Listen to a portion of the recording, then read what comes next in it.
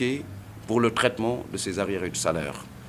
Et c'est en raison de cela que nous avons donc dit que comme il n'y avait pas de conciliation, on a demandé que l'inspection du travail transmette nos dossiers au juge des référés pour traitement.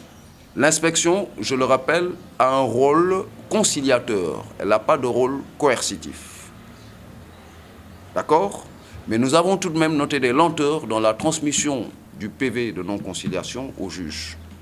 Parce qu'on nous avait parlé du 10, mais à l'heure où je vous parle, je pense que ce n'est pas encore fait, sauf avis contraire. Jusqu'à l'heure où je vous parle, ce n'est pas fait. Donc on a noté de petites lenteurs. Nous avons noté les mêmes difficultés avec, comme je l'ai dit tantôt, avec la presse, mais c'est important de le dire. Nous avons lancé beaucoup d'invitations, mais nous n'avons pas vu la presse. Apparemment, il y a des choses plus importantes que la perte de l'emploi de 1800 citoyens sénégalais. Parce qu'il ne s'agit rien moins que cela. À l'heure où je vous parle, il y a des troubles en interne, on va dire ça comme ça, et le traitement des clients des principaux opérateurs de téléphonie mobile qui ont des budgets de publicité qui dépassent les milliards par bimestre, leurs clients ne sont pas pris en charge en ce moment correctement. Voilà un peu la situation qui se pose. Et nous interpellons donc les autorités étatiques pour leur demander de jouer le rôle naturel de préservation des droits fondamentaux des citoyens sénégalais. Il s'agit du droit à un revenu, à un emploi, à un salaire payé en temps réel, à échéance. Nous demandons aux opérateurs, on va les citer, Orange, Tigo, Expresso, de ne pas pratiquer une double démarche, parce que nous savons que Orange, ailleurs, se gausse d'avoir une approche éthique. Même chose pour Tigo, qui relève de Millicom International. Donc Millicom International, c'est la société mère qui coiffe Tigo. Et donc il y a des règles d'éthique qui font que ces grands groupes ne peuvent pas travailler avec des entreprises qui piétinent, on va dire, des droits. Il faut le dire ainsi, parce que piétiner, c'est ne pas faire attention. C'est ne pas donner aux gens un minimum de respect, parce que quand on doit même... J'ai un grand respect pour les employés de maison, mais j'en parle comme exemple parce que dans notre culture, c'est des gens qui n'ont pas de contrat, donc qui n'ont pas beaucoup de droits en général. Même pour cette catégorie de Sénégalais qui sont très dignes, quand on leur doit 2 mois, on leur parle. Nous avons des contrats en bonne et due forme. Nous jouissons de tous nos droits et depuis 1 an, ils ne nous ont pas adressé la parole. Alors, pourquoi cette confiance? Pourquoi les opérateurs, dans leur démarche RSE, responsabilité sociétale d'entreprise, ne prennent pas en compte ces difficultés inacceptables pour un opérateur qui tient à son image? Attendez, le monde change. Souriez. Mais nous, on ne sourit pas. Pourtant, on traite, on se débrouille pour que les clients de certains opérateurs sourient. Et que pour que la vie soit un enchantement pour d'autres opérateurs. Et pour que la vie, que nos clients, les clients de certains autres opérateurs, vivent un rêve. Chaque opérateur se reconnaîtra dans la formule. On fait rêver des clients, on enchante des clients au quotidien et nous faisons sourire des clients. Donc pourquoi ces sociétés-là ne se sentent pas concernées? Parce que ce problème éthique, pourquoi les multinationales mères de ces sociétés qui sont installées, de ces filiales qui sont installées au Sénégal, ne font pas attention? Parce que on est sous les tropiques. Nous espérons bien que non. Il n'y a pas que l'éthique est universelle. La démarche éthique, elle est universelle dans toutes les entreprises du monde. Il y a eu des réactions par rapport à des écarts éthiques de sociétés françaises qui étaient installées en Asie du Sud-Est et de sociétés allemandes. Et il y a eu des correctifs. Pourquoi aujourd'hui au Sénégal, de grandes sociétés multinationales acceptent que leurs filiales traitent avec des prestataires qui ne payent pas les salaires? Voilà un peu les questions qu'on voulait soulever et présenter à l'opinion sénégalaise. Nous allons donc, après cette conférence de presse qui est juste une alerte qu'on lance, nonobstant les actions légales que nous avons entreprises, on vous en informe, des actions légales et administratives, nous allons continuer à communiquer. Nous allons défendre nos droits, même si aujourd'hui, le droit de 1800 Sénégalais, apparemment, ce n'est pas très important. On n'a pas toute la presse, bien qu'ils soient informés. On n'a pas un représentant de parti politique. Il semble qu'il y ait une cécité et un mutisme par rapport à l'emploi. Mais l'emploi est au cœur de nos préoccupations. Le président même le sait, il en parle. Comment se fait-il qu'au Sénégal, il y ait un point comme ça et qu'on ne voit ni député, qu'on voit un ersatz de journalistes et qu'il semble qu'il n'y ait pas de société civile.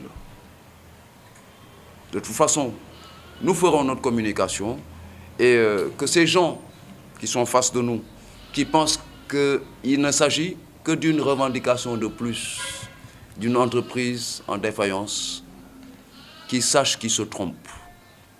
Les 1800 employés de PCCI, nous sommes déterminés à les défendre.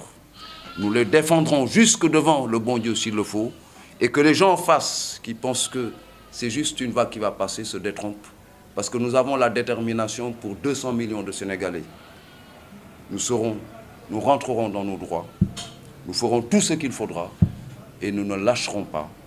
Et aujourd'hui, nous avons préservé l'image de certains parce que nous sommes encore dans une démarche d'écoute et de dialogue. Mais il est bien entendu clair que si on se rend compte qu'on est face à un autisme, traiter l'autisme demande une autre démarche qu'un discours. Nous sommes attachés à la préservation des emplois de PCCI.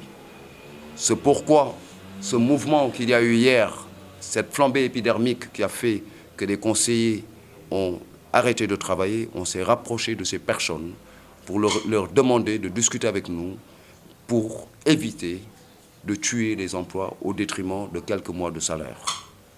Nous avons bien compris l'importance de préserver l'outil de travail. C'est une préoccupation fondamentale dans la démarche du collectif, à côté de la première qui est le paiement des arriérés de salaire dans les plus brefs délais. La structure d'un centre d'appel, elle est un tout petit peu différente de la structure des autres entreprises. Dans les centres d'appel, on voit un très important taux de contrats à court terme. C'est des contrats à court terme, à durée déterminée. Vous comprenez? Donc, la spécificité des sociétés qui ont beaucoup de contrats à durée déterminée, c'est que les employés ne se sentent pas très libres, parce qu'il appartient à l'administration de l'entreprise d'arrêter des contrats à échéance ou de les renouveler, selon les sympathies ou les affinités qu'il y a, ou selon les besoins, on va dire. Donc, toute velléité de création de syndicats serait tout de suite bloquée. Il y a eu des tentatives. Guy-Marius Sagna, qui nous a accueillis ici, il en a fait les frais, en 2005 déjà. Donc on n'a pas attendu longtemps, parce qu'en 2002, on existe depuis 2002. En 2005 déjà, des collègues en interne l'ont tenté. Il y en a qui se sont fait séquestrer. D'après certains dire je ne l'affirme pas. Mais il y en a qui se sont fait séquestrer. Il y en a qui se sont fait enlever littéralement et déposer par des nervis au niveau de la gendarmerie de Ouakam. C'est des manières assez singulières, vous conviendrez avec moi. Eh bien, je pense que ça a un peu refroidi certains, en tout cas, pour tenter quoi que ce soit. Ça, c'est un. Je vous informe aussi que même l'inspection du travail, qui est un démembrement de l'État, a été empêchée d'accéder à ces lieux. Il leur a fallu recourir à la gendarmerie. Je l'ai dit au directeur de l'inspection du travail qui ne l'a pas récusé, qui ne l'a pas réfuté. C'est arrivé 2 fois. Et c'est arrivé cette année-là, en 2018, à un moment où il y a une crise interne. Ils sont arrivés à l'entrée, ils ne sont pas rentrés. Ils sont allés à la gendarmerie, ils n'ont pas eu accès. Et à l'heure où je vous parle, M. Bayard, l'inspection du travail pour l'année 2018, à ma connaissance, selon les informations que je tiens, ils ne sont pas parvenus à entrer dans PCCI. C'est un anachronisme. Donc vous comprenez, des gens qui tiennent tête à des démembrements de l'État, et quelle doit être leur attitude par rapport à leurs subordonnés en interne? Vous pensez que dans ces conditions, on a l'attitude à s'organiser et revendiquer? Ce collectif que nous avons créé là, il a fallu prendre notre courage à deux mains. Nous avons pris des risques. Il y a eu de petits dégâts. Il y a eu des mises à pied qu'on peut qualifier d'arbitraires. Donc pour toutes ces raisons, il y a une certaine passivité, d'accord, on va dire, des employés, quoi. Et puis il y a également les multiples promesses, parce qu'ils ont promis à une partie du personnel avec qui ils parlent que tout serait réglé. Il y a eu de multiples promesses qui n'ont pas été remplies. Un chapelet de promesses sur l'épongement de ces mois d'arriérés. Il y a des enregistrements et tout. Ils l'ont fait à plusieurs reprises et ça n'a pas été réglé. Donc ça, c'est un. Ensuite, pour l'autre aspect concernant pourquoi nos avocats ne sont pas présents, nous avons choisi par stratégie de ne pas, pour le moment, faire entrer nos avocats dans cette démarche, parce que nous considérons qu'un citoyen sénégalais, en 2018, il n'a pas besoin de mettre en avant ses avocats pour réclamer 11 mois de salaire. C'est contraint et forcé que nous avons suivi cette procédure parce qu'on a senti des atermoiements au niveau des administrations compétentes pour ce genre de soucis. C'est pourquoi nous avons jugé bon se prémunir de cette action juridique en suivant les actions administratives qui existent et qui sont à notre portée. Donc pour le moment, M. Baya, dans notre stratégie, les avocats ne sont pas encore entrés en jeu. Mais bien entendu, ce n'est pas exclu que les avocats puissent venir sur des plateaux, apporter des précisions et des informations sur ce qui est en train d'être fait pour que justice soit rendue. Au-delà de la question des salaires, de sauvegarder des emplois. Dans un environnement où la durée moyenne du chômage dépasse 4 ans. Je n'ai pas de chiffre précis, je le dis comme ça, mais bon, parce que dans toutes nos familles, on a des chômeurs qui ont fait 10-15 ans. On en trouve dans toutes les familles. Donc oui, on va continuer à travailler et à assurer les engagements et les contrats qui nous lient à nos clients. C'est le sens de notre démarche et c'est le sens du rapprochement qui s'est opéré entre nous et les conseillers, par contre, eux, qui ont arrêté de décrocher des appels.